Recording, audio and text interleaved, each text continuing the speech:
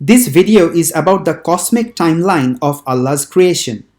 I will show you 8 major errors in this creation story. The Quran repeats over and over that the heavens and the earth were created in 6 days. This idea of creation is plagiarized from the book of Genesis and the Babylonian creation myth Enuma Elish. Although Quran is heavily plagiarized from ancient stories, this issue is not really our focus here. Now, New Age Muslims find this 6 days of creation to be a bit embarrassing given that it does not fit with the narrative that the Quran contains many scientific miracles.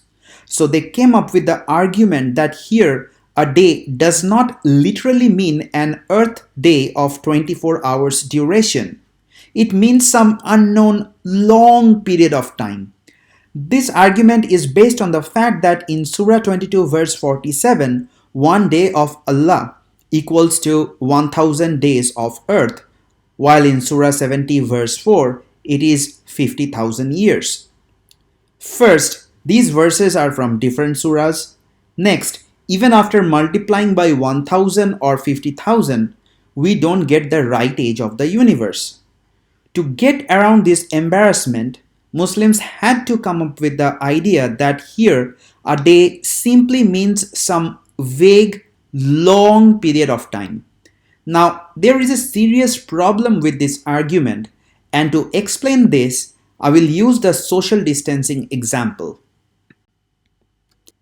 According to the WHO guidelines, we are required to maintain a minimum of 6 feet distance from other people to reduce the chances of contracting COVID-19, right? Note that the number 6 is meaningless unless the unit, which in this case is feet, is specified. If you use, for example, meter as a unit, the number changes from 6 to 2. Now imagine that the guideline was instead to maintain 6 long units of distance. Guess what our reaction would be? There would be huge protests against WHO and our governments for making such a stupid, ambiguous rule. Long units of distance could mean just anything. Meters, kilometers, yards, miles, your newly discovered unit of length, whatever. In fact, the number 6 can now be replaced by any number you wish, any damn number.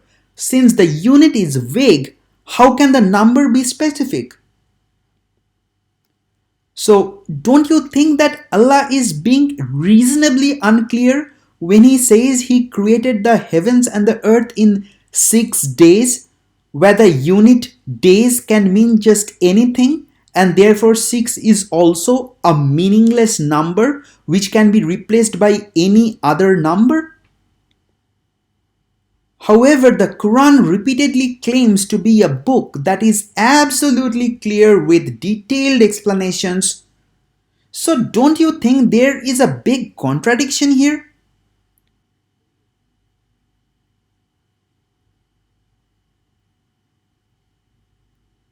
Let's continue. We are just getting started here. Please bear with me. I will show you from Sahih Hadith that here days actually means a standard 24 hours day. At least in this context, I think the Quran is not unclear. It is the Muslims who are embarrassed with this 6 days creation and deliberately wants to make it vague. I will be going through Surah 41 verses 9 to 12. Say, do you indeed disbelieve in He who created the earth in 2 days and attribute to Him equals? That is the Lord of the worlds. So out of 6 days, earth took 2 days to be created. This is the picture of the earth during its initial stages. Note that according to the Quran, the earth was created before the heavens. This is also mentioned in the Surah 2 verse 29. It is He who created for you all of that which is on the earth. Then he directed himself to the heaven, his being above all creation, and made them 7 heavens, and he is knowing of all things. The Arabic word used here is thumma, which implies then or afterwards. And this is also mentioned in the tafsir of Ibn Kathir. Let me read the underlined part. Allah says that He created the earth first because it is the foundation, and the foundation should be built first, then the roof. Allah says elsewhere, He it is who created for you that is on the earth. Then He rose over the heavens and made them 7 heavens. Right? The same chronology also appears in the tafsir of Al-Jalalain while he was explaining a different verse. As he says, and after that he spread out the earth, he made it flat, for it had been created before the heaven, but without having been spread out. Back to 41:9. Okay, I hope everyone is happy with this picture. Now, there are some very serious issues here. If you have some basic understanding of cosmology, then you already know. We will discuss this issue very soon, but for now, let's continue. He placed therein, that is the earth, firm mountains from above it. Let's stop here. The translation of each Arabic word by word, from Corpus Qur'an website has been given to make it a point that mountains are placed on earth from above it. Like this. A primary school student knows how mountains are formed, but people in the 7th century Arabia didn't. When tectonic plates collide or undergo subduction, that is, ride over one another, the plates tend to buckle and fold, forming mountains. Mountains emerge from the movement happening below the Earth's surface. They are not objects placed on the top of the earth. So this is a serious mistake in the Quran.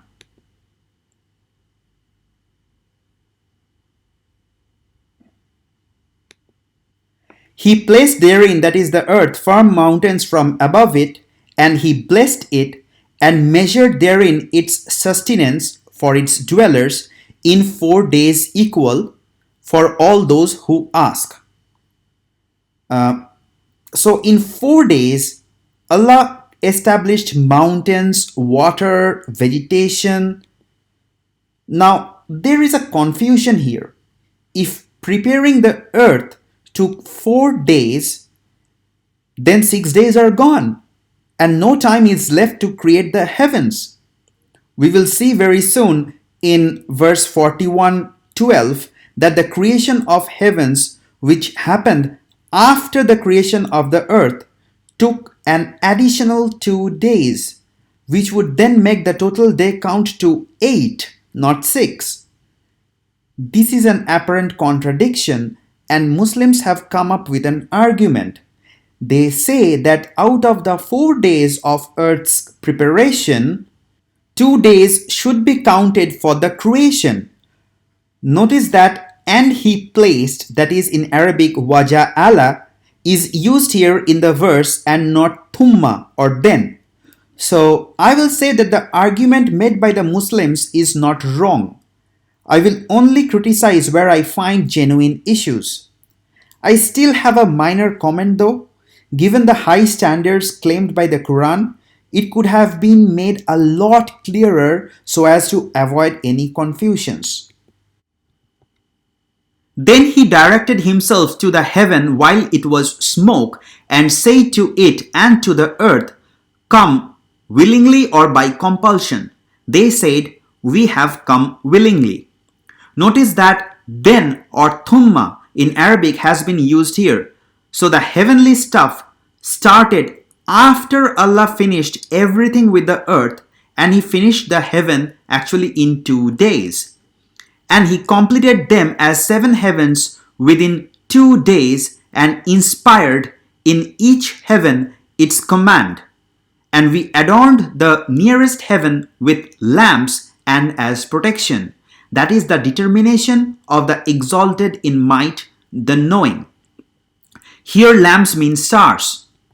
This fact is also confirmed in verses 67:5 and 37:6. This is the full picture that we get from the Quran verses 41:9 to 12.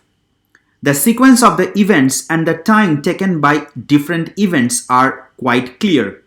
Stars were created in the nearest heaven after the earth was created and prepared for life. And this timeline is in complete agreement with the verse 2:29. First, everything on the earth is created, then Allah directs Himself to the heaven and completes it. By the way, the concept of 7 heavens is found in Hinduism, Jainism, Judaism, Mesopotamian religions. It is a very old idea based on the 7 heavenly objects: Moon, Mercury, Venus, Sun, Mars, Jupiter, and Saturn. Anyways, in summary, verses 41:9 to 12 and 2:29 unequivocally gives us this sequence of events. Here you see no contradiction in the Quran whatsoever. Let's keep this in mind. It is going to be extremely important throughout this video. Now, what is the nearest star? It is the sun, right? Did sun form before the earth or after? Intermediate physics tells us that the formation of sun must precede the formation of any planet in the solar system. Age of the sun is 4.63 billion years and that of the earth is 4.54 billion years. Also, if sun was created after the creation of trees and grasses, then how did the grasses and trees do photosynthesis without the sun? Well, science in Quran, everything is possible. Now, you may say that here it is not referring to the sun. Allah completely forgot to mention about the sun, which by the way is the reason behind the sustenance of life on earth. Maybe here Allah is referring to the nearest stars we see in the night sky. Okay, let's go with this argument and let's see what is our nearest stellar system. It is the Alpha Centauri, which consists of 3 stars. What about its age? Well, it is older than the sun, which implies it is definitely older than the earth. There are 53 stellar systems consisting of 63 stars just within 16.3 light years from the earth. Many of these stars are very old. For example, Barnard's star is 10 billion years old. So the Quran verses in question are wrong again. Nearest stars are older than the earth. Let's continue. Did earth really come before everything else in the universe? Well, the universe is 13.7 billion years old and the earth is only 4.5 billion years old. In other words, the earth came into existence 9 billion years after the Big Bang. 9 billion years. So the Quran got the ordering completely wrong. Let's at least try to understand the actual cosmos. This is our Milky Way galaxy with billions of planets and stars, and the Milky Way galaxy is one of the billions and billions of galaxies in our universe. All these took just 2 days to make, but the Earth, which is nothing but an insignificant speck of dust in the astronomical context, took 4 days to make. Isn't that giving too much importance to the Earth? Now, saying this an error is an insult to the word error. Error number 4 is a collection of errors. It completely defies our scientific understanding. Now some elementary maths to shut the mouth of the Muslim scientific miracle folks. What is the ratio of the age of the earth to the age of the universe? It is approximately 1/3. Muslims shamelessly try to show that the age of the earth is 2 days and that of the universe is 6 days, so the ratio becomes 1/3. See for example this website, it is www.miraclesofquran.com. I'm going to read the underlined part. In God's throne time, earth is 2 days old, while the heavens, earth and everything in between are 6 days old. This makes the age of the earth to be 1/3 of the age of the universe. So yeah, you get 1/3 by trickery. It also says the Quran presented it as a ratio 1/3 and this ratio turned out to be correct for any observer, whatever the clock rate.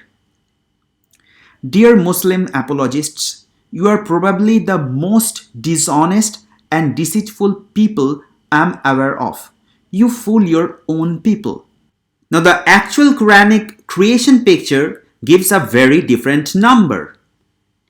Now to calculate the ages, since the earth started first, its age should be 6 days and that of the heavens should be 2 days. Now this is a very sad state of affairs. You wanted the ratio to be 1/3 and if you put the actual numbers from these verses, you get 3. You get 3. Oh my God. Oh. So the age ratios of the earth and the universe are completely wrong. There is yet another error, but this is a very funny one. We adorn the nearest heaven with lamps and as protection. So what does protection mean here? Let's see some other verses. Well, Allah cannot differentiate between stars and meteorites. Also, the purpose of meteorites are to protect devils. This is truly scientific, absolutely Nobel Prize winning science.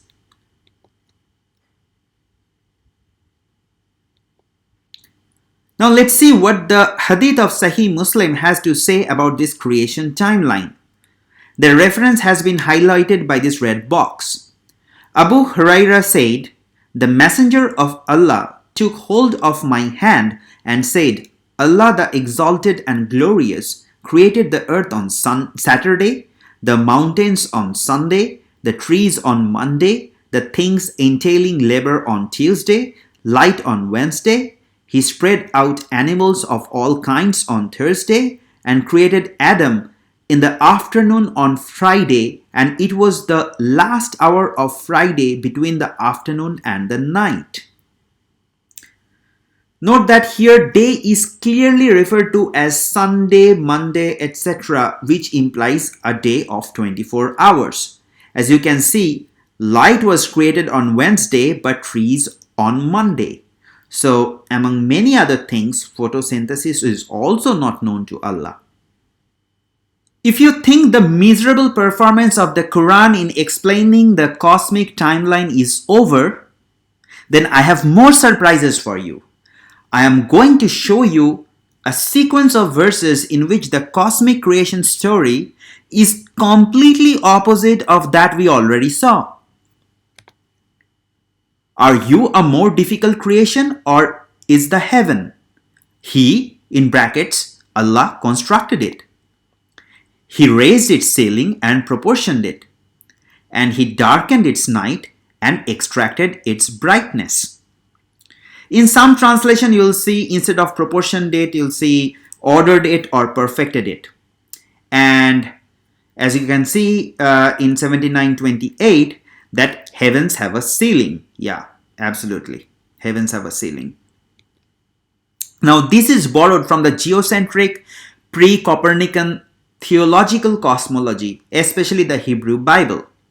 Quran says in verses 22-65, and 31:10 that the sky is held up by invisible pillars which prevents it to fall down upon earth. Yes, that's absolutely true. This has been scientifically proven that there are pillars, invisible pillars, which held up the sky. Otherwise, yes, of course, the sky, which is a void, is going to fall upon our heads. Right, absolutely. Nobel Prize winning science. Also, Allah has no clue that we experience day and night because the earth rotates around the sun. Absence of light causes darkness.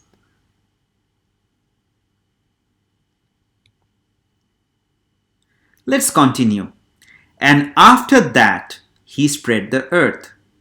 He extracted from it its water and its pasture, and the mountains he set firmly as enjoyment for you and your grazing livestock. So the chronology according to this set of verses is this. Now, of course, we all know that the Quran is an extremely clear book, and if it was not from Allah, then you would have found much contradictions. But unfortunately, the creation timeline according to the verses 79, 27 to 33 completely contradicts that of the verses 41, 9 to 12 and 2, 29. In many websites and forums, you will find Muslims posting questions about this issue and how to reconcile this contradiction. And this contradiction has been mentioned in the tafsir of Ibn Kathir as well. Let's read the lines underlined in red. He's talking about verses 79, 27 to 30. So he mentioned the creation of the heavens before the earth. And now let's read the second line underlined in blue. So it is talking about verses 41, 9 to 12. Here he mentioned the creation of the earth before the creation of the heavens. Now the best Muslim scholars have the following brute force argument. The tafsir of Al-Jalalain says, and after that he spread out the earth, he made it flat, for it had been created before the heaven, but without having been spread out. Now, Ibn Kathir has copied the same argument. It initially says that the heavens are created perfectly. You know, heavens adorned by stars, night is made dark, day is brightened. What is more important for us are the lines underlined in red. In brackets, and after that he spread the earth. He explains this statement by the statement that follows it in bracket, and brought forth therefrom its water and its pasture. It already has been mentioned previously in Surah 41 verses 9 to 12 that the earth was created before the heavens was created, but it was only spread out after the creation of the heaven. This is also the explanation given by Muhammad's cousin Ibn Abbas, who is revered as the most knowledgeable Islamic scholar. I have to say that these scholars made a desperate attempt, but unfortunately, the contradiction is so huge that all their gymnastics went in vain. Verses 41, 9 to 12 clearly state that the last thing that was created and completed are the heavens. Event number 3 is after event number 2. Creation of the heavens, which is event number 4, is the last action of Allah, and these set of verses are in complete agreement with the verse 229. So the timeline of creation in verses 41, 9 to 12 and 229 completely contradict with that of 79, 27 to 33. It is absolutely unclear in Quran that whether the heavens came first or the earth came first, whether the mountains and trees came first or whether the stars and light came first.